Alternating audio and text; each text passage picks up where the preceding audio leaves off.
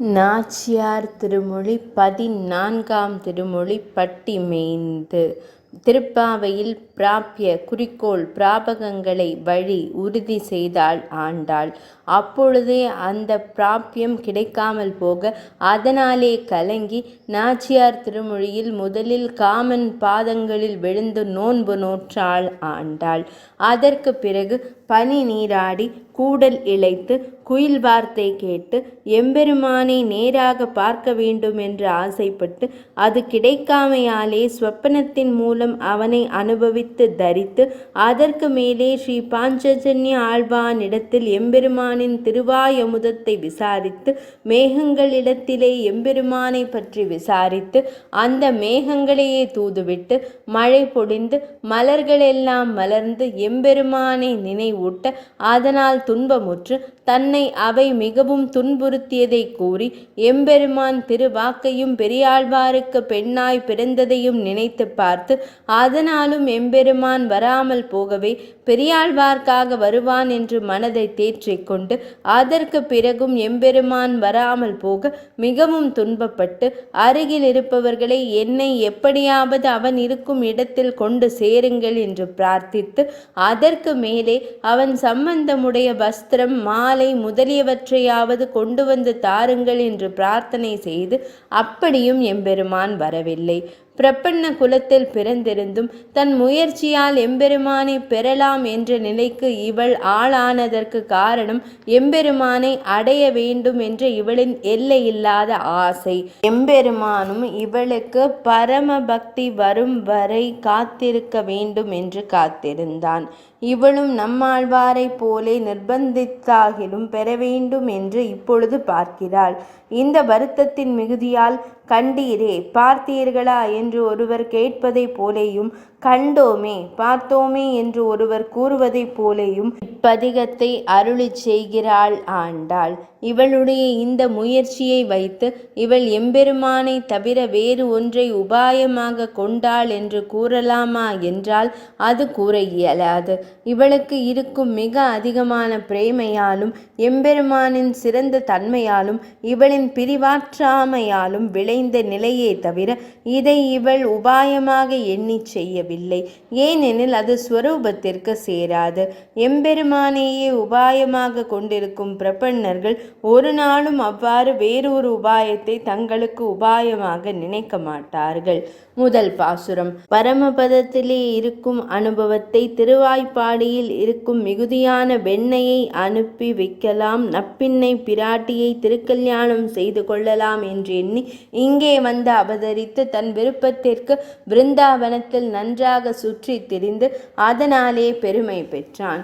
பாசுரம். பட்டி மேய்ந்தோர் காரேறு பலதேவர்கோர் கீழ்கன்றாய் இட்டீடிட்டு விளையாடி இங்கே போதக் கண்டீரே. இட்டமான பசுக்களை இனிது மறித்து நீரூட்டி விட்டுக்கொண்டு விளையாட பிருந்தாவனத்தை கண்டோமே. பொருள். தனித்துவம் வாய்ந்த கருத்த காளை போன்ற கண்ணன் காவலில் இல்லாமல் பட்டி மேய்ந்து திரிந்து கொண்டும் நம்பி மூத்த பிரான் என்னும் பலராம சுவாமிக்கு கீழ்ப்படிந்த ஒப்பற்ற தம்பியாய் ஆனந்தத்துக்கு போக்கு வீடாக பலவிதமாக சேஷ்டிதங்களை செய்து விளையாடி கொண்டும் இருக்க அதை நீங்கள் கண்டீர்களா? கண்ணன் தனக்கு மிக விருப்பமான பசுக்களை இனிமையாக பேர் சொல்லி அழைத்து நீர் குடிக்கும்படி செய்து அவற்றை மேய விட்டு கொண்டு விளையாடுவதை விருந்தாவனத்தில் கண்டோம். இரண்டாம் பாசுரம். வைஜெயந்தி என்னும் வனமாலையை அணிந்து கொண்டு தன் தோழர்களுடன் விருந்தாவனத்தில் விளையாடுபவனை கண்டோம் என்கிறாள். பாசுரம். அணுங்க என்னை பிரிவு செய்து ஆயர்பாடி கவர்ந்துண்ணும் குணுங்குநாரி குட்டேற்றை கோவர்த்தனனை கண்டீரே. கணங்களோடு மின்மேகம் கலந்தாற்போல வனமாலை மினுங்க நின்று விளையாட விருந்தாவனத்தை கண்டோமே. பொருள். நான் வருந்தும்படியாக என்னை விட்டு பிரிந்து போய் திருவாய்ப்பாடியை ஆக்கிரமித்து அனுபவிக்கிறவனாய் வெண்ணையின் நாற்றம் வீசுபவனாய் இளம் காளையை போன்றவனுமான பசுக்களை நன்றாக வளர்க்கும் கண்ணனை பார்த்தீர்களா? மின்னலும் மேகமும் கலந்திருப்பது போல கருத்த திருமேனியில் வெளுத்த வனமாலை விளங்கும்படி நின்று தன் தோழர்களுடன் விளையாடுவதை விருந்தாவனத்தில் கண்டோமே. மூன்றாம் பாசுரம். கருடாழ்வார் வானத்தில் தன் சிறகை விரித்து குடைபிடித்து கைங்கரியம் செய்ய பிருந்தாவனத்தில் கண்ணனை கண்டோம் என்கிறாள். பாசுரம். மாலாய் பிறந்த நம்பியை மாலே செய்யும் மணாளனை ஏலா பொய்கள் உரைப்பானை இங்கே போத கண்டீரே. மேலால் பரந்த வெயில் காப்பான் வினதை சிறுவன் சிறகென்னும் மேலாப்பின் கீழ் வருவானை பிருந்தாவனத்தே கண்டோமே. பொருள்.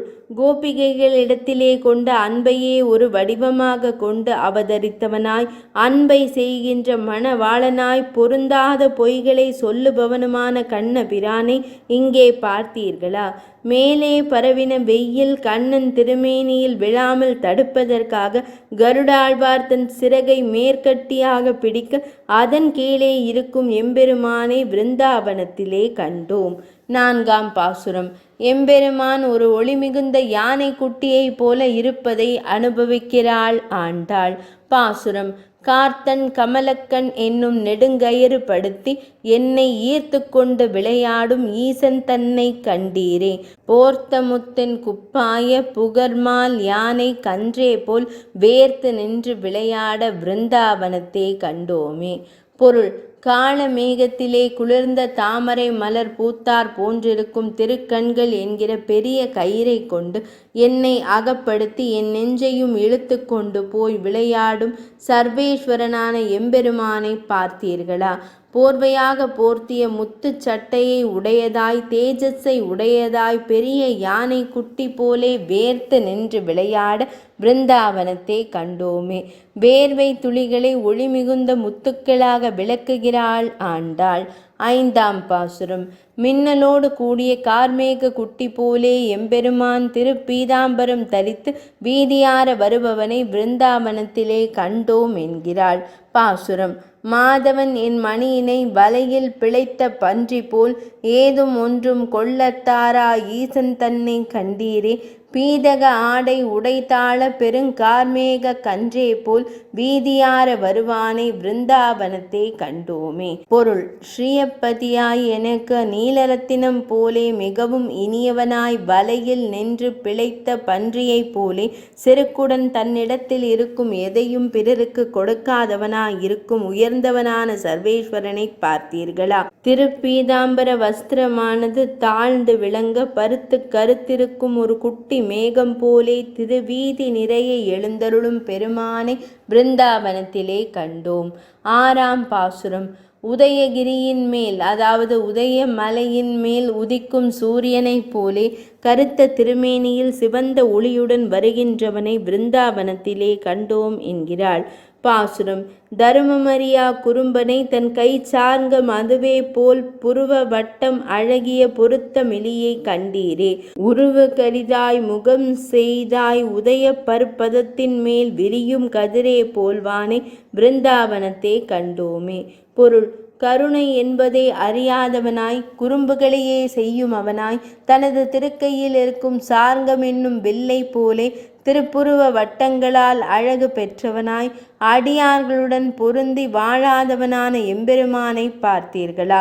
கருத்த திருமேனியில் சிவந்த ஒளியுடன் இருப்பதனால் உதயகிரியின் மேலே விரிகின்ற சூரியனைப் போல் விளங்கும் அவனை பிருந்தாவனத்திலே கண்டோம். ஏழாம் பாசுரம். நட்சத்திர கூட்டத்தோடு கூடிய பெரிய ஆகாயம் போலே தோழர்கள் நடுவிலே வரும் எம்பெருமானை பிருந்தாவனத்திலே கண்டோம் என்கிறாள் கோதை. பாசுரம். பொருத்தமுடைய நம்பியை புறம்போல் உள்ளும் கரியானை கருத்தை பிழைத்து நின்ற கருமா முகிலை கண்டீரே. அறுத்தித்தாரா கணங்களால் ஆற பிறகு வானம் போல் விருத்தம் பெரிதாய் வருவானை பிருந்தாவனத்தை கண்டோமே. பொருள். பொருத்தமுடைய சுவாமியாய் திருமேனியைப் போலே உள்ளே நெஞ்சும் கருத்தவனாய் என்னுடைய எண்ணத்திற்கு மாறுபட்டு இருப்பவனாய் கருத்து பெருத்த முகில் போன்றவனான கண்ணனை பார்த்தீர்களா? உலகியல் இன்பங்களை ஆசைப்படுபவர்களால் விரும்பப்படுகின்ற நட்சத்திர கூட்டங்களாலே மிகவும் நிறைந்துள்ள ஆகாயம் போல தன் தோழர்களுடன் பெரிய கூட்டமாக எழுந்தருளுகின்ற அந்த எம்பெருமானை பிருந்தாவனத்திலே கண்டோம். எட்டாம் பாசுரம். அழகிய கூந்தல் தோளில் விளங்க விளையாடும் எம்பெருமானை பிருந்தாவனத்திலே கண்டோம் என்கிறாள். பாசுரம்: வெளிய சங்கொன்றுடையானை பீதக ஆடை உடையானை அழி நன்குடைய திருமாலை ஆழியானை கண்டீரே.